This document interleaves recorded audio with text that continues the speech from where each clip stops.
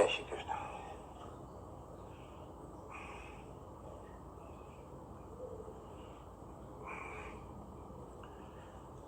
कृष्णाय वासुदेवाय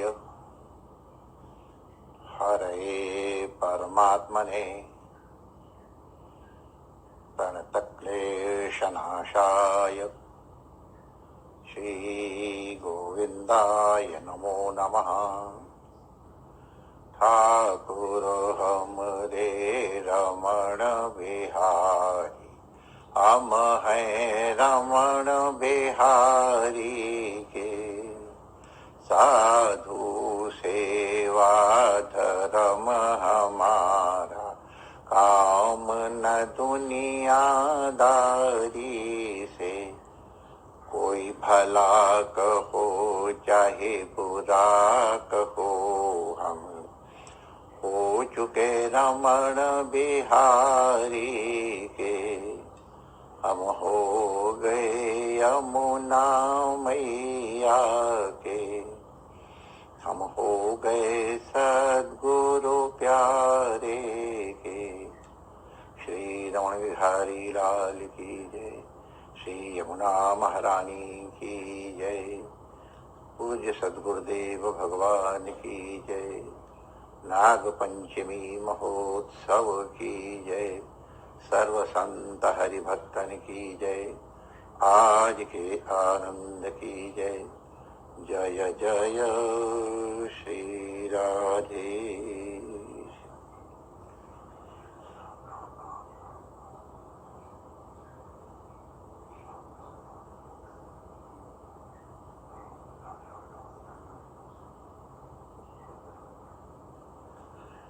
नारायण नारायण नारायण नारायण।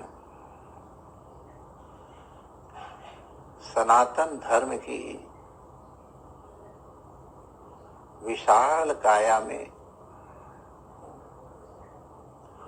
और सबको अपने में आत्मसात और संग्रहित कर लेने की सामर्थ्य ने भारत में जितनी प्रकार की भी उपासनाएं थी, उन सबको कहीं न कहीं अपनी विशाल काया में स्थान अवश्य दे दिया है। भारतवर्ष में पहले यक्ष पूजा, वृक्ष पूजा, नाग पूजा, ये सब पूजाएं होती रही हैं, ये सब उपासनाएं होती रही हैं।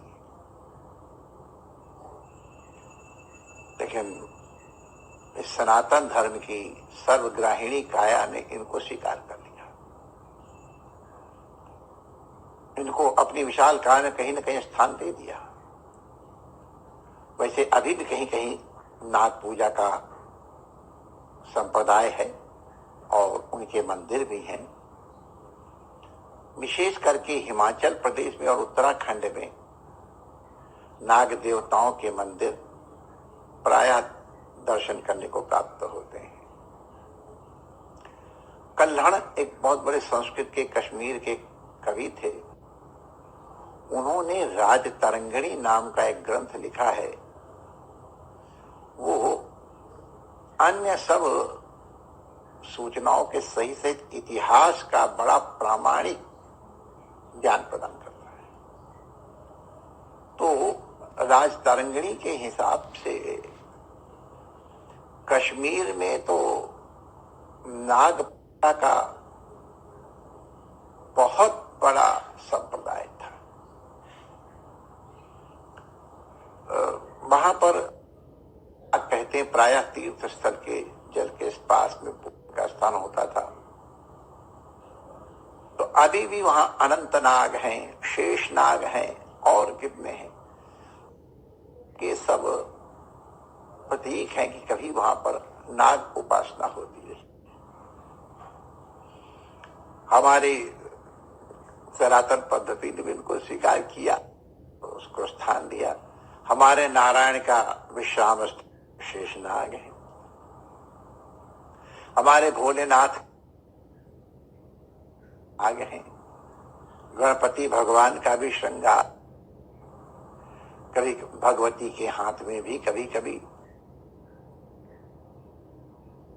संप्रदाय विशेष के अनुसार। हमारी साधनाओं में भी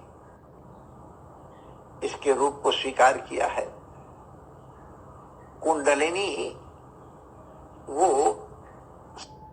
आकार की ही है, 2.5 चक्कर नीचे बैठी हुई है।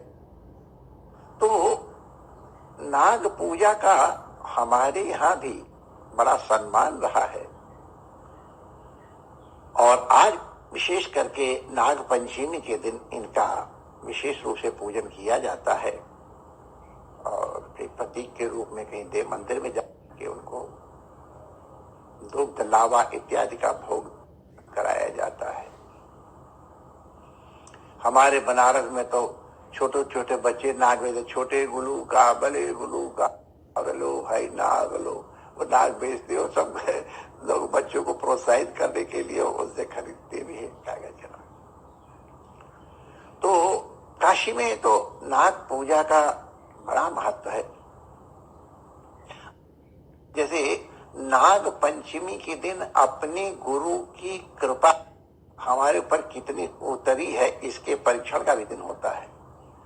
तो इसीलिए बड़े बड़े कुछ दंगल होते हैं नाग पंचमी के दिन, बड़ी प्रतिष्ठा की बात होती है।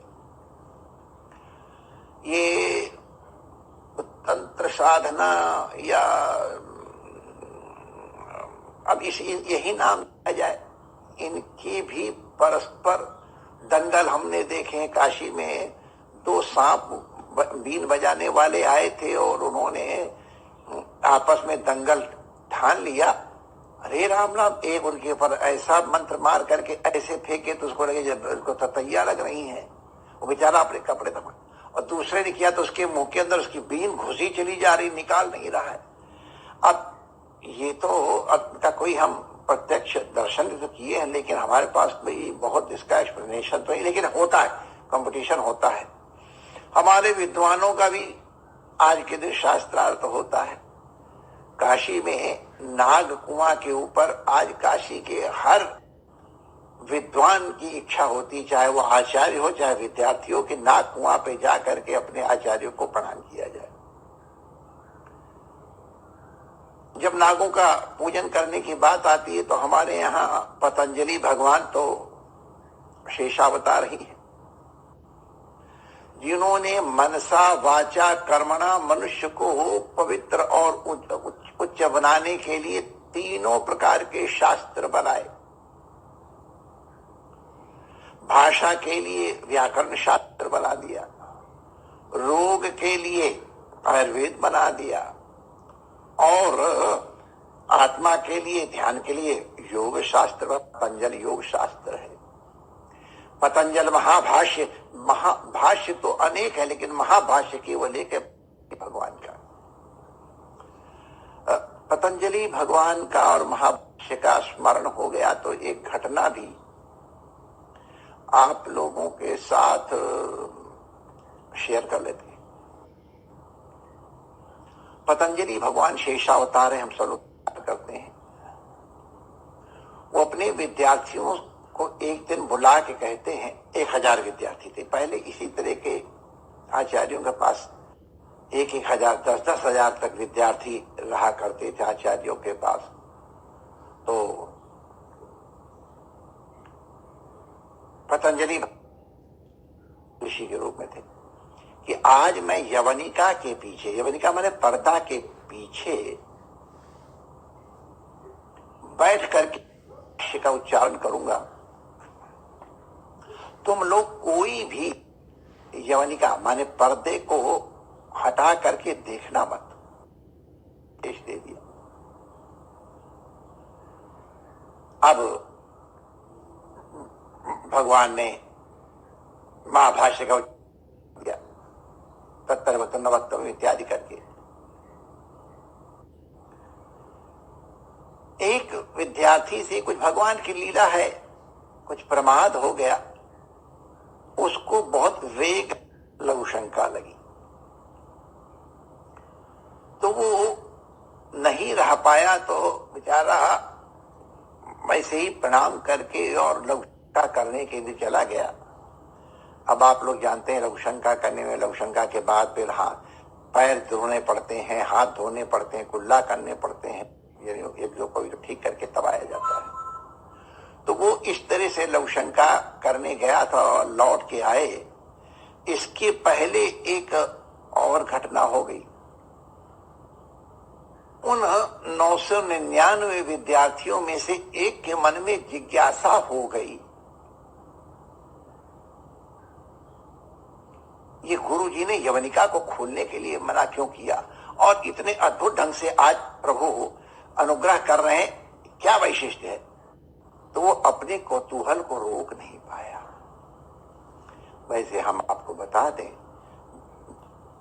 जिस चीज को गुरुजी जन मना करें उसको कभी भी ना करें, विशेष रूप से जब आदेश देके मना करें तो ना करें। प्रायः हमने देखा है कि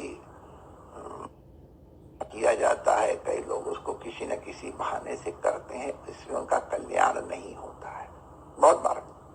तब इस विद्यार्थी ने भी जैसे ही यवनिका खोली तो भगवान तो शेषनाग के अवतार साक्षात बैठे हैं, सहस्र शीर्ष हैं, हर एक शीर्ष के ऊपर दिव्य मणि है, और उनके दो दो नेत्र एकदम मणियों के समान लाल लाल चमक रहे हैं। प्रकाश ही प्रकाश, अद्भुत दिव्य प्रकाश है। वो रूप देख करके विद्यार्थी घबरा गया और चिल्ला करके और गिर पड़ा। भगवान शेषनाग की समाधि भंग हुई, भाष्य करते। और इस प्रकार के विघ्न आने पर क्रोध स्वाभाविक होता है। अवज्ञा शिष्य कर रहा है, जब इतना बड़ा प्रसाद उसको दिए जा रहा है, वो अवज्ञा कर रहा है। बहुत क्रोध आया और उन अग्नि में सबके सब विद्यार्थी जल हो गए। भगवान अभी समाहित होके बैठे ही थे, तब तक वो विद्यार्थी आया, काम करने लगा। कहां गए थे? पाठ के बीच में से उठे हो, जाओ तुम ब्रह्म राक्षस हो जाओ। ब्रह्म राक्षस बहुत विचित्र योनि है, बहुत दीर्घ काल तक का जीवन होता है, उसकी कई सीमाएं हैं उनका, माने बड़ा कष्टकर समय होता है, बड़ी अच्छी योनि नहीं है। तो गुरु के चरणों में पड़ा। प्रभु लघुशंका लगी थे, वेग नहीं रुका, इसलिए मैं करने चला गया, क्षमा करें, अपराध तो है। अच्छी बात है, जो तुमने हमसे महाभाष्य सुना है वो किसी पाणिनीय व्याकरण के विद्यार्थी को पढ़ा दोगे तो तुम ब्रह्म राक्षसत्व से मुक्त हो जाओगे। हमारे संस्कृत में कई चांद्र व्याकरण है, सारस्वत व्याकरण है, पाणिनीय व्याकरण है, शाकल्य ऋषि के भी थे, नाना प्रकार के व्याकरण रहे हैं। लेकिन भगवान पाणिनि के द्वारा जब ये व्याकरण प्रकट हुआ तो वो अन्य सब व्याकरण उतने महत्वपूर्ण नहीं रह गए। फिर भी कुछ संप्रदाय तो अभी भी है, लेकिन अधिकतर संस्कृत के विद्वान पाणिनीय व्याकरण को ही स्वीकार करने लगे हैं। बड़ा सांगोपांग है। तो ये ब्रह्म राक्षस बन के चला गया और भगवान वहीं जहां काशी में नाग कुआं है उसी के अंदर प्रविष्ट हो गए। जहां हम आपको बता रहे सब विद्वान लोग जाते हैं, आज भी सायंकाल वहां अभी ही शास्त्रार्थ चल रहा होगा, विद्वान लोग प्रश्न कर रहे होंगे, आचार्य लोग उनका उत्तर दे रहे होंगे, विद्यार्थी भी आपस में प्रतिस्पर्धा करते हैं, दंगल है, अद्भुत वातावरण होता है। हम तो उसमें गए हैं इसलिए बता रहे। तो अब वो ब्रह्म राक्षस बन के चला गया, बैठ गया वट के ऊपर। अब बेचारा ताकता है, कोई रोज रोज तो विद्वान आते नहीं है, ताकता रहता था, ताकता रहता। कभी कभी कोई विद्वान पंडित आता दिखाई पड़े तो जब वो बोले तो उसकी आवाज सुन के बेचारे उसके स्थिति हो जाए, छोड़ के भाग जाए। लेकिन भगवान की तो लीला ही है। एक विद्वान आया तो ये पूछने के लिए कि व्याकरण का ये पतंजलि अपने पाणिनि व्याकरण के संप्रदाय के या अन्य संप्रदाय से प्रश्न पूछे थे। ये आप लोग केवल कान पवित्र कर लो, आपको समझ में नहीं आएगा। विद्वान लोग तो जानते ही हैं, इसलिए उनको क्या बताना कि पच धातु का निष्ठा में क्या रूप बनता है। दो रूप बनते हैं आपको, पक्तम और पक्वम। तो जो ठीक उत्तर देगा पाणिनि व्याकरण के हिसाब से, तो उसको हम व्याकरण पढ़ाएंगे, महाभाष्य पढ़ाएंगे। तो एक विद्वान इस तरह से आया और ये ठीक बताया, उन्होंने कहा ठीक है, तुम योग्य हो, तुम हमसे महाभाष्य पढ़ोगे? तो उन्होंने कहा अवश्य पढ़ेंगे, लेकिन हम आपकी भाषा अलग, हमारी भाषा अलग, हम कैसे विद्यार्थी बनेंगे? तो उनका ऐसा है कि हमारे पास सामर्थ्य है, हम बटके पत्तों पे और ऐसे से गोद गोद करके और लिख देंगे, तुम उसको पढ़ के धारण कर लो। तो मैंने हम स्वीकार करते हैं। तो वही विद्यार्थी जो ब्रह्म राक्षस बन गया था, उसने इसी तरह से गोद गोद करके लिख करके बटके का नीचे दे दे और वो बेचारा संभाल करके और पढ़ ले। अब बेचारा जितना संभाले और पत्ता देख करके और बकरी को कैसे नियंत्रण किया जाए, ये तो जिन्होंने बकरी चराए उनसे पूछो। बकरी रुक नहीं सकती है। तो बहुत मना करते करते बकरी कुछ पत्ते खा गई। तो जो बकरी पत्ते खा गई, वो महाभाष्य का हिस्सा रह गया। तो उसमें लिखा हुआ है अजा भक्षितम एतत्, ये बकरी खा गई है। तो वो इस तरह से महाभाष्य पढ़ाया, वो भी मुक्त हुआ। और ये महाभाष्य की परंपरा इस एक विद्वान के द्वारा ही आगे बढ़ी। और जैसा हमने बताया कि ये व्याकरण का महाभाष्य तो अद्भुत है, अन्य सब भाष्य ये महाभाष्य है। तो आज भगवान पतंजलि का स्मरण कर रहे हैं बसंत नाग पंचमी के दिन। ये कथा विशेष करके हम साधकों के लिए प्रेरणादायी सुनाई गई। कभी भी गुरुजनों के सामने प्रमाद न करें, उनके सामने बैठने उठने की एक विधा बनी हुई है, उसका पालन करना चाहिए।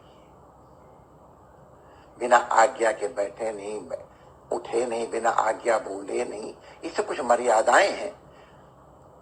पाठ चल रहा हो तो बीच में आचार्य के विद्यार्थी के बीच में से न निकले। प्रवचन हो रहा हो तो वक्ता और श्रोता के बीच में से न निकले। अगर निकलना आवश्यक हो तो इस ढंग से झुक करके न निकले, अच्छा है।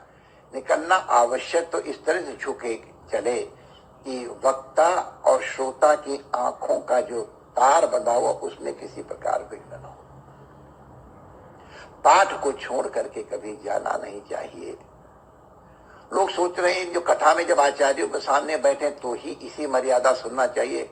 हम तो टेलीविजन बैठ के देखें, चाहे जैसे बैठे, चाय पीते पीते देख सकते, गप मारते मारते, श्रवण नहीं हुआ, ये आप मनोरंजन कर रहे हैं। यदि इस विज्ञान के माध्यम से भी हमको सौभाग्य मिला है महापुरुषों की वाणी के श्रवण का, तो उसका मर्यादा का पालन करें। हमारे कुछ महापुरुष तो कह भी देते हैं जो विज्ञान के माध्यम श्रवण कर रहे हैं वो भी हमारे साथ कीर्तन करें। लोग कीर्तन करते हैं, मर्यादा से बैठते हैं। तो ये प्रवचन और श्रवण करते समय मर्यादा का पालन करना चाहिए, दत्तचित्त होना चाहिए। और पाठ में विघ्न करना बहुत अपराध है। अग्नि के और आहुति देने वाले के मध्य में और इसी तरह से पाठ आचार्य विद्यार्थी के मध्य में से और श्रवण करने वाले और वक्ता के मध्य में कभी भी इस तरह प्रमाद न करें।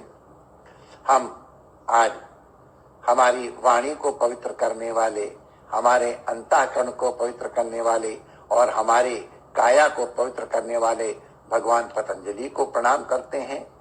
और शेषनाग के रूप में वो हमारे ऊपर अनंत अनुग्रह, उनसे बहुत विद्याएं हमको प्राप्त हुई हैं, हम उनको परंपरा को प्रणाम करते हैं। और नाग देवताओं की पूजा अभी भी दक्षिण में नाग नागिन की मूर्ति पीपल और नीम के नीचे रखी मिलती हम लोग पूजा करते हैं। यहाँ भी गाँव में कई कई स्थल पे हैं। तो नाग संप्रदाय का पूजन का आज विशेष प्रकार से दिन है। लेकिन है तो सबके सब यद्यद विभूति मत सत्वम श्रीमदूर्जित में व तत्तदेवावगच्छत्व मम तेजोंश संभवम। परमात्मा की विभूति के रूप में ही हम उनका दर्शन करें।